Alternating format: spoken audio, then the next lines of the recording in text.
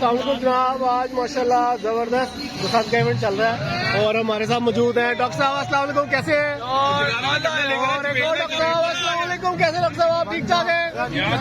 और मलिक साहब वो डंडे लेकर आ गए बच्चे, तूने डोर और गुड्डी नहीं थी, सब हमें लुटेरा कह रहे हैं यार। मलिक साहब ये भी खास चीज होती है। अच्छा, अस्सलाम वालेकुम चौधरी भाई, कैसे आप ठीक ठाक? हाँ जी। और माशाल्लाह हमारी छत पे आज मौजूद है मलिक गुड्डियाँ लूट रहे हैं मेरे उस्ताद मोहतरम नबील भाई, आ गया छोटे उस्ताद मोहतरम गुड्डियाँ लूटने आए और ज्यादा लूटने वाले को ये हलवा देसी घी का पेश किया जाएगा। जबरदस्त जबरदस्त।